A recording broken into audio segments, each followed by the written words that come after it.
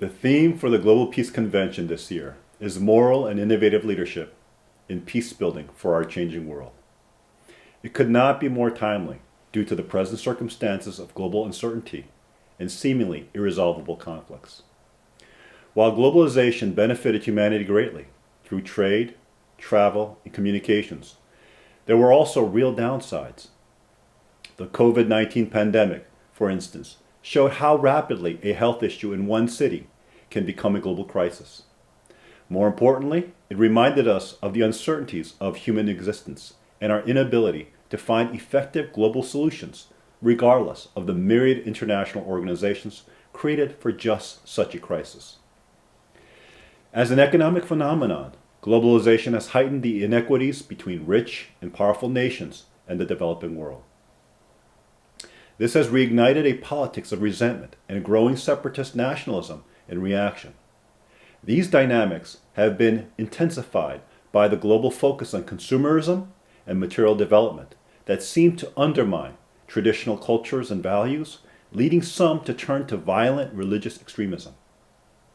Thus, we face the irony that while globalization has interlinked our world in remarkable ways, it has also led to increasing fragmentation and antagonism in the spheres of politics and, most importantly, values. The rise of increasing powerful dictatorial states that use advanced technology to strictly control their population is at root about underlying values. The collapse of Soviet communism has not bankrupted Marxist ideas, nor ended the debate over the source of human rights and freedoms. Do they come from the state, or are they endowed by a transcendent, principled creator? Are people meant to be servants of the state, or is government meant to represent and serve its citizens? Ladies and gentlemen, universal principles that guarantee human rights and freedoms, transcending governments or any human institution, are the foundation of a virtuous democracy. This understanding has been the cornerstone of every successful Western democratic-style government since the end of the Second World War. Today, however, many in the West have lost sight of those values and are turning to more extremist power politics on both the left and the right, eroding liberty in the name of social justice, equity, welfare, and national security. Meanwhile, the very understanding that there are transcendent truths and principles is being challenged in the media and universities through neo-Marxist intellectual trends, such as critical race theory and deconstructionism, in an effort to break down the Judeo-Christian value system of Western societies. Democracy, stripped of these underpinning values and reduced to a competition for power, cannot by itself resolve conflicts and build peace, nor could it maintain the level of liberty and prosperity enjoyed by the West for centuries. Thus, we stand today at a crossroads. What principles, which values will direct our lives and guide us into the future? The path forward will be determined by our answers to this very question. Our choices now, in the early 21st century, will decide whether humanity takes the path to peace and prosperity or to further conflict and chaos. This is a human moral responsibility. Neither belief in one's religion nor faith in scientific advances relieves us of this dilemma. Ladies and gentlemen, there are important lessons to be learned from the American experiment. The U.S. Declaration of Independence lays out the foundation of a principled polity with the words, "All men are created equal and endowed by the Creator with certain unalienable rights." It proclaims the fundamental value and dignity of every human life and recognizes as self-evident that the source of those values and rights it entails is eternal and universal. Therefore, those rights cannot be abrogated by any ruler or human institution. This was a revolutionary idea at the time and still is today. Yet back in 1776, It was a direct challenge to a world in which the divine right of kings held sway. It aspired to create one nation under God, recognizing God's sovereignty and not a human one, so that the rights and freedoms inherent in each person, made in the image of the Creator, could be the national creed of the American experiment. There was no guarantee that it could be established and prevail. It took nearly a century and a civil war for America to finally address the fundamental injustices of slavery, which denied the essential rights and value of a whole race of people. In his Gettysburg Address during that war, President Abraham Lincoln asked if a nation founded on such a principle could long endure, and called for the dedication to the founding ideal toward a new birth of freedom for all Americans. The understanding that fundamental rights and freedoms are endowed to every human being by the Creator has endured. Just as Lincoln hearkened to the powerful assertions in the Declaration of Independence, so too did Martin Luther King Jr. a century later, during the height of the civil rights movement, in his I Have a Dream speech at the Lincoln Memorial. They recognized the self-evident truth that God's sovereignty as a source of all fundamental rights and freedoms, that regardless of human failures and contradictions in Americans' history, surely that ideal would eventually prevail. Today, we must frame the question Lincoln raised at Gettysburg in a different way. Can a world that is not built on such a principle survive? Ladies and gentlemen, biologically, all human beings share a common DNA. We all come from a common ancestor. In essence, beyond the tremendous diversity of life, we are essentially all related as one human family. Today, those differences are even more pronounced due to the spread of identity politics and globalization that has brought different races, ethnicities, religions, cultures, and nations into ever closer, often contentious contact. To live together in peace and prosperity, we must understand that beyond these many differences, we are one family who share the same origin in the Creator God. The vision of one family under God can unite us since it shows the pathway to true global unity in diversity, as the American experiment aspired to do on a national level. The alternative is continued conflict and chaos among warring power groups based on identity-based politics rooted in our differences, and eventually forced to live under the tyranny of whatever power group wins out at the end. One family under God expresses in a simple yet profound way a fundamental truth about human life.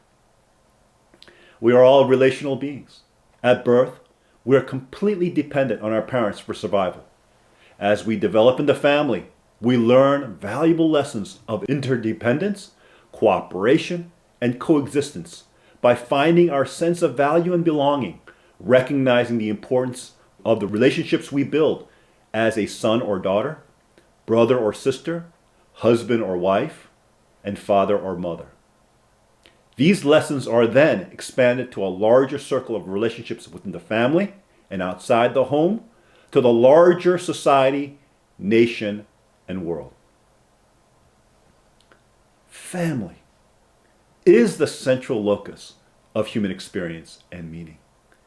Just as the pregnant phrase in the U.S. Declaration of Independence became a catalyst for elevating our consciousness about the source of human freedoms and rights, so too the vision of one family under God can spark a new awareness of our interconnectedness beyond the innate value of the individual to the most basic human social unit, the family.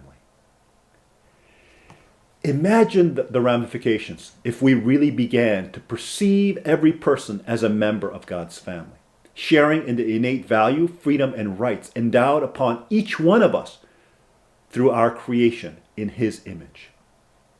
It can be a catalyst for raising up our spiritual consciousness to an even higher level beyond the individual one, to that of family. Thus, it will provide us the ability to perceive more clearly the eternal principles governing the human life, along with the resolve to live by them. Living in resonance with these principles is living under the sovereignty of God. It is the foundation for genuine freedom, lasting peace, and prosperity for the entire human family. What will it take to achieve such a lofty ideal? Peace building requires more than good intentions.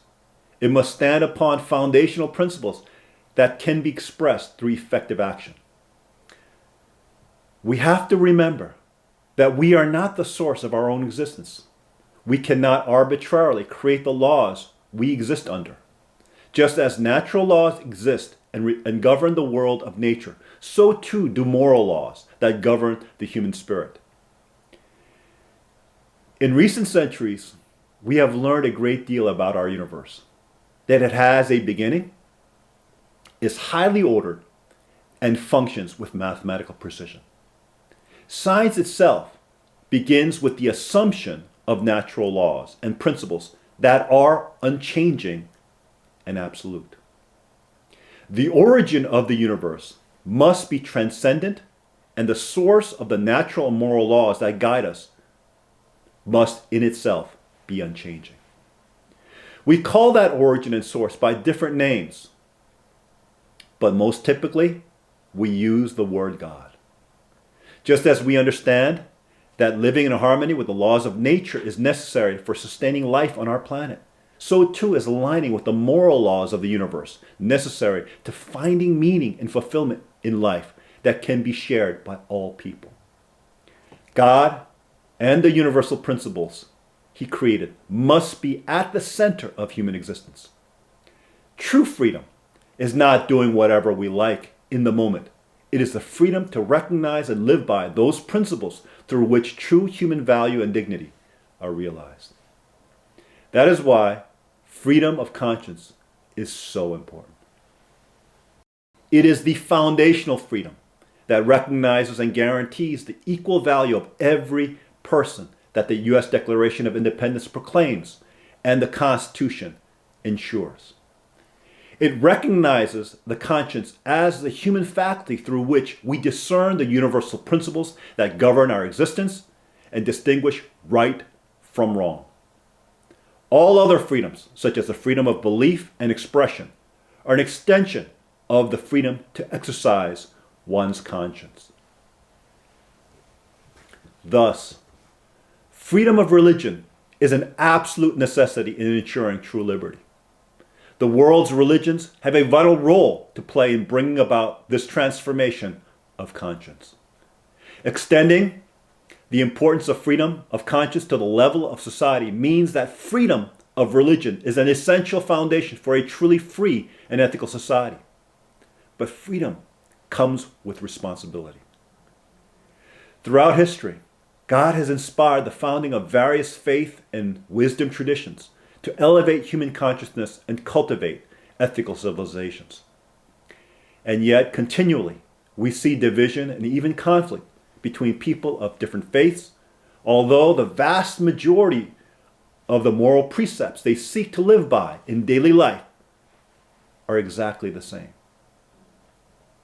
The source of their contention is often rooted in differing institutional orthodoxies, doctrines, and traditions, while they aspire to the many of the same spiritual principles and goals, such as loving thy neighbor, living a moral life rooted in truth and righteousness, and eventually creating a world of everlasting peace. Just as it was people of faith that engendered the American experiment, it should be the faithful that leads the world to peace by advocating the vision of one family under God. All faiths should cooperate to build a world free of conflict, reflecting the highest spiritual ideals rooted in universal principles and values that reflect God's truth, righteousness, goodness, and His love for all humanity. Only then could we harness the power of faith to truly transform the world and build true everlasting peace and harmony for all. Ladies and gentlemen, today, human rights are being violated in many parts of the world in ways that fundamentally deny human dignity and innate value. North Korea in particular is notorious in this regard. Korea, the country of my birth, has a significant role in resolving this grave injustice against humanity. I have spoken and written of the Korean dream, the dream of a country reunited on the foundation of universal principles and values. I look to the providential mandate rooted deep in Korea's history and culture, predating the current ideological division by millennia.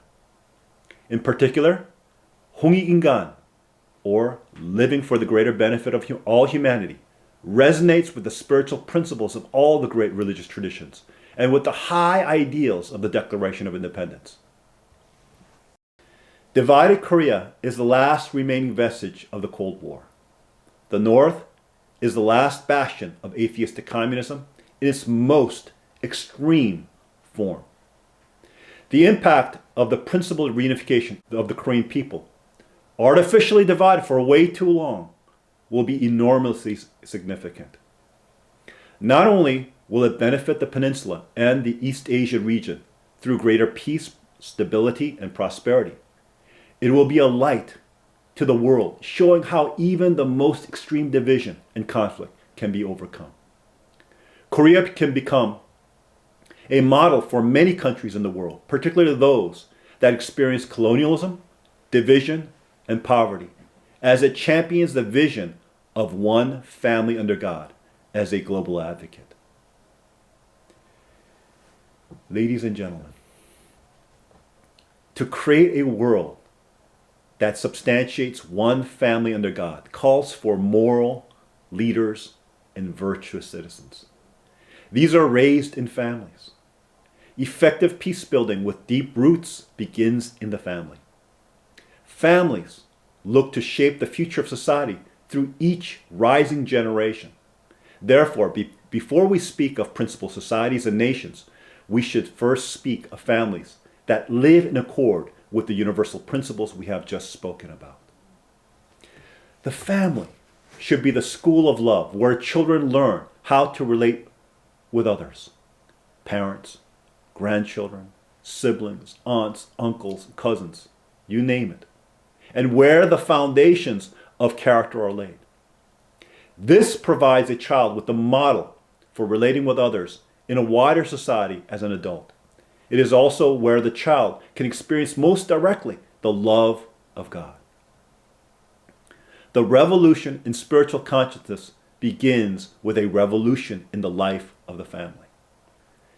Character education, first in the family, then in schools, should raise true future generations with the grounding in moral principles, the spirit of public service, and the practical skills to move the world closer to the ideal of one family under God.